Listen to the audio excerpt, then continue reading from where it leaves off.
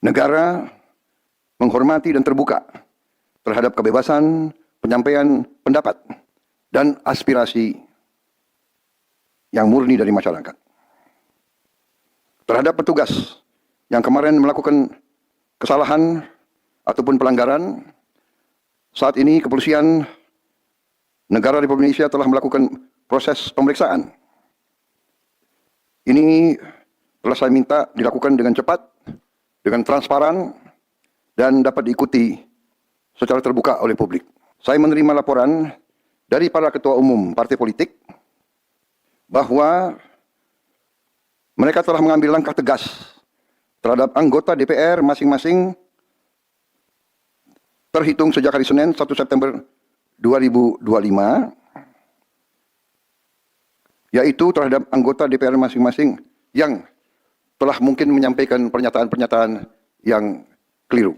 Kemudian para pimpinan DPR menyampaikan akan dilakukan pencabutan beberapa kebijakan DPR RI, termasuk besaran tunjangan anggota DPR dan juga moratorium kunjungan kerja ke luar negeri. Langkah tegas tadi yang dilakukan ketua umum partai politik adalah mereka masing-masing dicabut dari keanggotanya di DPR RI. Dan juga para pimpinan DPR telah berbicara dan para ketua umum partai juga sudah menyampaikan melalui ketua fraksi masing-masing bahwa para anggota DPR harus selalu peka dan selalu berpihak kepada kepentingan rakyat. Kami menghormati kebebasan berpendapat seperti diatur dalam United Nations International Covenant on Civil and Political Rights pasal 19 dan Undang-Undang Nomor 9 tahun 1998. Penyampaian aspirasi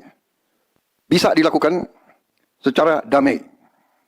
Namun, jika dalam pelaksananya terdapat kegiatan-kegiatan yang bersifat anarkis, destabilisasi negara, merusak atau membakar fasilitas umum sampai adanya korban jiwa, mengancam dan menjarah rumah-rumah dan instansi-instansi publik maupun rumah-rumah pribadi, hal itu merupakan pelanggaran hukum. Dan negara wajib hadir dan melindungi rakyatnya. Para aparat yang bertugas harus melindungi masyarakat, menjaga fasilitas-fasilitas umum yang dibangun dari uang rakyat. Aparat yang bertugas juga harus menegakkan hukum apabila ada pelanggaran-pelanggaran yang mengancam kehidupan masyarakat luas. Kepada pihak kepolisian dan TNI, saya perintahkan untuk mengambil tindakan yang setegas-tegasnya terhadap segala macam bentuk pengerusakan fasilitas umum, penjarahan terhadap rumah individu ataupun tempat-tempat umum atau sentra-sentra ekonomi, sesuai dengan hukum yang berlaku. Kepada seluruh masyarakat, silakan sampaikan aspirasi yang murni dan tuntutan dengan baik dan dengan damai. Kami pastikan akan didengar, akan dicatat, dan akan kita tindak lanjuti.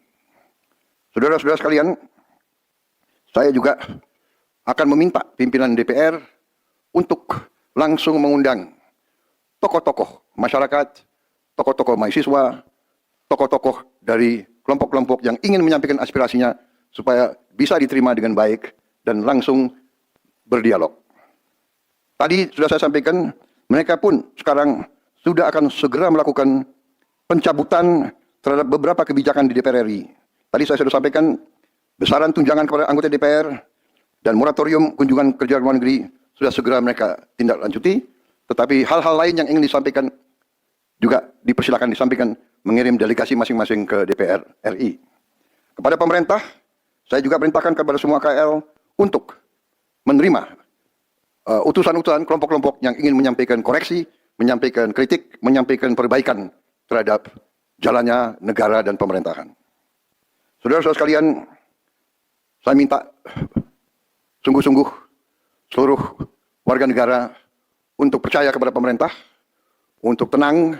Pemerintah yang saya pimpin dengan semua partai politik, termasuk partai yang di luar pemerintahan, kami bertekad untuk selalu memperjuangkan kepentingan rakyat dan bangsa, termasuk rakyat yang paling kecil rakyat yang paling tertinggal. Mari kita jaga persatuan nasional.